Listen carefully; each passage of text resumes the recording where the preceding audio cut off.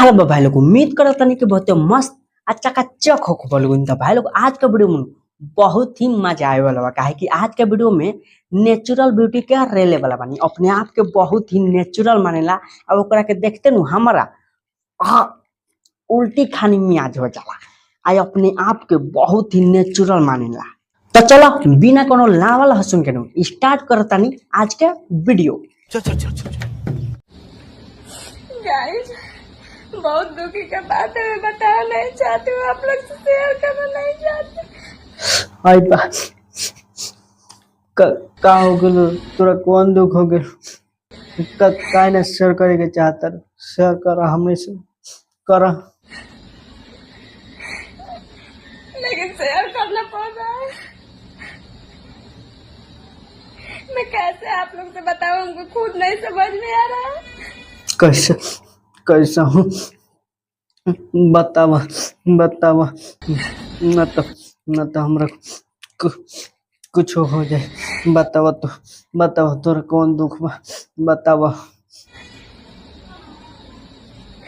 हम ही natural beauty है करिया भाग तोरी बहन के माई के चौदह मामो तेरा बहन के 14 महावीर वाला तेरा मैया के 14 वाला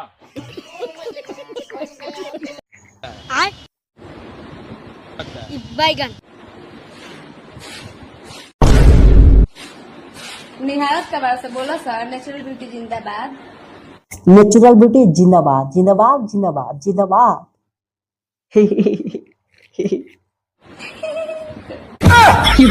तोरी बहनी का टिगलावा तारू आ कॉपी कर तारू हंसी के हेलो गोता मारम पंछुए हाथे पर कर देबू। तोहनी के माई अगर 20 साल में जेंटल बनाई है नु, जेंटल अच्छा तो हम 20 मिनट में तोहनी के मेंटल बना दे। हाँ हाँ, नेचुरल ब्यूटी पता बा कौन आदा से कौना आदा से करियावा एक करी बहन कारी सही कहता रे फदगो परी यही आदा से। ए आदा से तो हमनी मेंटल बन जाम सही कहता। नेचुरल ब्यूटी हो गई तोहर। अब हमर सुन, तोहर माई अगर 15 साल में जवान तो होके कहले होई तो हमनी से अगर पट जेबे तो तोरा के हमनी 2 मिनट में हमनी घोड़ी बना दे। हाँ भैया जी आप तो हमार यूपी बिहार की लड़की सुंदर ना हो खेली, लॉलीपॉप हो खेली रे करियावा। अच्छा तो लॉलीपॉप हो खेली तो तोहके बता दी वही लॉलीपॉपा के हमनी के यूपी बिहार के लड़का सा हेसा चूसनी सा हेसा।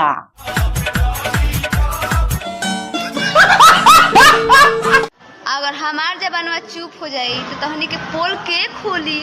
अच्छा पोल खोला ना, तू कितना पोल खोला तारू। जहिया इहे लइकवा सा तुहार पैंट खोले लागी सन तो हेसा मत कहियो हेसा। मुझे अपने घर जाना है। लक्ष्मण जी के मेकअप लगाए हार्ड। देख ले भाई लोग झाट सुनगावे वाली बात कर देल की ना। जब तू नेचुरल ब्यूटी बारे तो तोरा मेकअप लगावला के का जरूरी बारे आ? मैंने 75 जना के न एकदम जब स्टेज पे चढ़म देखी लोग बर्बाद कर दे। अच्छा तो तू स्टेज पर चढ़ के लड़का सा के बर्बाद कर देबू। मुंह न थू आ भातार चाही मीठू। जौन लइका बनला सा अपना आप के साता ओकनी के मेहरारू मिलने से 76।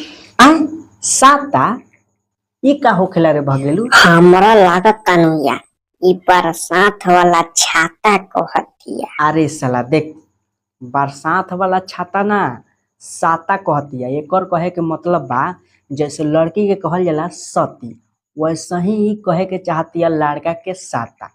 एकर मतलब जैसे लड़की के कहल जाला सती सावित्री तो एक हिसाब से लड़का के कहल जाई साता सवात्रा। एगो बात कही, कह। लड़की से बहुत घमंड रहेला वो अपना आप पर। अच्छा तो लड़की सन के घमंड बहुत रहेला अपने आप पर। तो एगो बात जान ले, तोहनी के घमंड लइकवे से तोड़ी आ उहो हेंग है।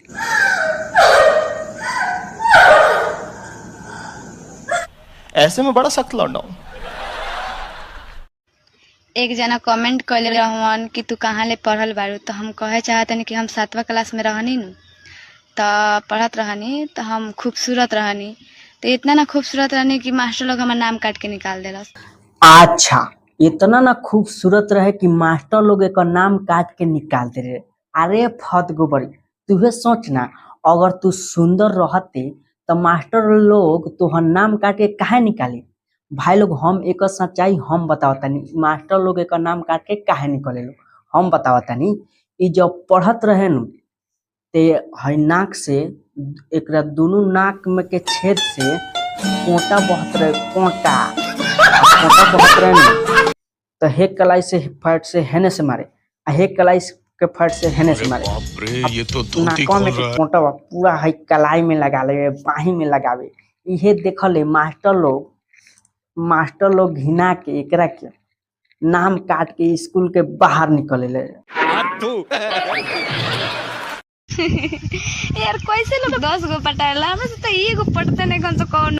बताओ भाई लोग, अपने आप के नेचुरल ब्यूटी बतावेला आ एकरा से एगोड़ा नहीं के पटते गोड़ा, आ बिना नेचुरल वाली 10-10 गो पटा के रखले बाड़ी सो 10-10 गो।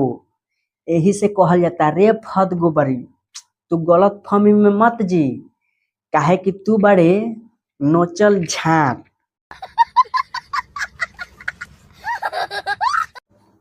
हेने आई बे, आए आज के बाद कहल छोड़ दियो सा कि लड़की फुचका खाए से तो होते होते मुंह बाल से, तो हनी के औकात बारे एको गो फुचका खाए के। ना ना ना ना ना, हमने तो एक बार में 200 के 300 खाने से तो हनी। लेकिन एक मिनट, ये 200-300 फुचका के माय खाला सरे, के माय समझ रहे हो?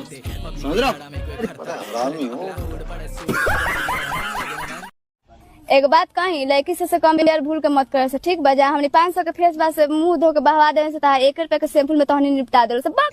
अरे फतगो बड़ी नोचल झाट, ऐसे साफ पता चलता कि तोहनी लड़की सन नेचुरल ना होखेली सन। काहे कि तोहनी अगर नेचुरल रहते तो 500-1000 रुपया के क्रीम ना लगेते, काहे ला लगावेली सन। ऐसे साफ पता चलता कि हमनी लड़का सन नेचुरल होखेनी सन, काहे कि हमनी कुछो ना लगाइले सन। 1 रुपया के शैम्पू में नहाम सन आ उतने में चमके लागे नी सन। बात तो सही है। अच्छा, ये बात के मिलैले बा कि लड़की मेला काहे निमन से घूमेली से पता बा काहे, काहे से कि ओकनी के लगे पैसा रहेला, लड़का सब के लगे नु 1 रुपया ना रहेला। बताओ भाई लोग, साला हमनी लड़का सब बाहर जाके कमानी स, कोदारी चलावेनी स, बोरा जाके ढोनी स, लेबर में कमानी स, तो साला हमनी लगे पैसा ना रहेला। आ ई साला लड़की स घर में बैठल खाली स रहेली स, तो एकनी लगे पैसा रहेला। ई सोचे वाली बात ना बोलतिया। माँ खराब हो जाएगा, मैं माँ अम्मा बहन पे आ जाऊंगा, मैं इनकी अम्मा बहन पे आ जाऊंगा।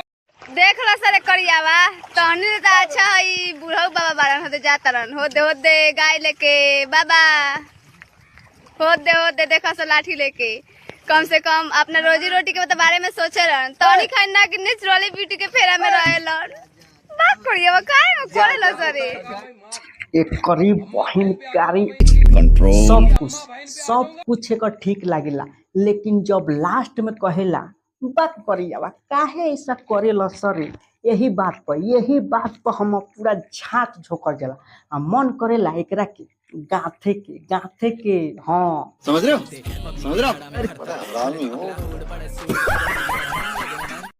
देखिए लोग, कुछ लड़कवा बारन सा पढ़े जइहन सा आ स्कूलिया में कोनो कॉकरोच दिखाई दे दिलस तो एगो पूछी एगो से लड़किया हो देखती है तो हो रे देखती है, देखिए लड़कवा के चुनाई ओकरा बाद चुनाई लगी। ओ माय गॉड बात करिवा काहे करे लो सरे तो हनी। देख लो भाई लोग, ई फत गोबरी कितना माने झाट झोकारे वाली बात कहले बिया। काहे कि जौन बात बोलतिया ई कॉकरोच के लड़का से डरालन स, कॉकरोच के लड़की से डराली स। ई जौन बात बोलतिया नु ई लड़की पर शूट करेला, लड़की से ऐसा करेला, तो ई हमनिए पर उ बातवा के टाल देतिया। का कहीं हम के का करी कंट्रोल। एगो बात भाई लोग, ई नेचुरल ब्यूटी हमार झाट ब्यूटी नेचुरल ब्यूटी है। मुंह न थू ना भातार चाहे मीठ, नेचुरल ब्यूटी। तो भाई लोग एगो बात कहे वाला रहनी है कि ई फदगोबरी जौना हिसाब से लइका स के बुराई करेला नु, तो हमरा ई ना लागेला कि लइका स से शादी करे। हमरा ई लागेला जौना हिसाब से लइका स से बुराई करेला, मतलब मेंटल कहेला, पागल कहेला, करियावा कहेला, मतलब कुछ भी बोल देवेला लइका स से, आ लइका स से नफरत भी करेला।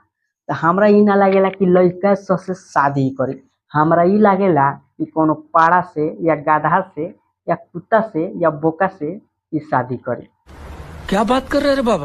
यही से कहतनी भाई लोग।